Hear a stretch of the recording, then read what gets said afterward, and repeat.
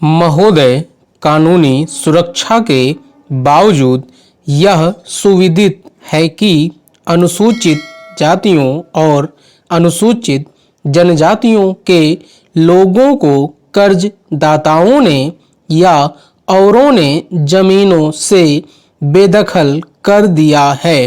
काश्तकारों को बटाईदार बना दिया गया है और बटाईदार को भूमिहीन श्रमिक।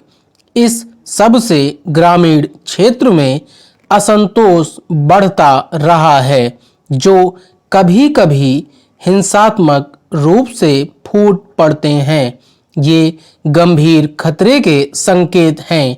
मैं जानती हूँ कि आप सबको इन बातों पर उतनी ही चिंता है जितनी हमें केंद्र में है, लेकिन हमें इनसे जो निष्कर्ष निकालना है वह यह है कि भूमि सुधार अब पहले से कहीं ज़्यादा जरूरी हो गया है और एक सजीव तथा प्रगतिशील भूमि सुधार नीति को हमारी सामाजिक एवं आर्थिक विकास की नीति का अभिन्न अंग बन जाना चाहिए।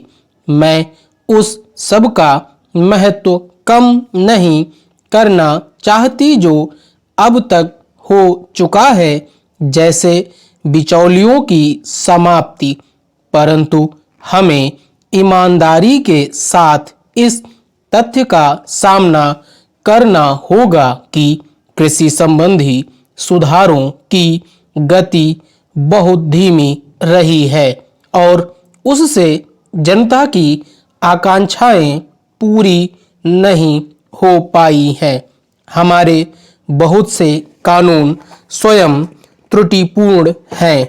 उदाहरण के लिए, राज्यों में भूमि की अधिकतम सीमा के मामले में इतनी रियायतें और शर्तें हैं कि उनको बहाना बनाकर टालमटोल की नीति अपनाई गई है।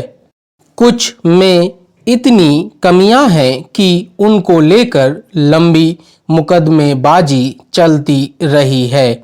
उन्हें लागू करने की व्यवस्था भी पर्याप्त व कुशल नहीं रही है। काश्तकारों के निरक्षर, गैर जानकार तथा बहुत से भूमि स्वामियों के कर्जदाता होने के कारण काश्तकार अपने अधिकारों पर जोर देने में कठिनाई अनुभव करते रहे हैं। निष्पक्ष प्रेक्षकों के मूल्यांकनों के अनुसार कार्यान्वयन के लिए उत्तरदायी व्यवस्था ही स्वयं ऐसे काम करती रहती है जैसे वह जमींदार की पक्षधर हो। अगर इन पहलुओं पर ध्यान देने के अलावा इन्हें सुधारा न गया तो भूमि सुधार का कोई भी कार्यक्रम सफल नहीं हो सकता। जो कुछ किया जाना है वह काफी अच्छी तरह विदित है। मुख्य प्रश्न है कि उसे किया कैसे जाए। आप सबने इस पर विचार किया है और कर रहे हैं। कृषि मंत्री ने इससे संबद्ध विचार संक्षेप में रखे हैं। वे इस प्रकार हैं कि प्रत्येक राज्य में जमीनों के रिकॉर्ड पूरे होने के अतिरिक्त यथासंभव ताजा होने चाहिए तथा उनमें काश्तकारों के अधिकारों का सही लेखा जोखा होना चाहिए। विराम।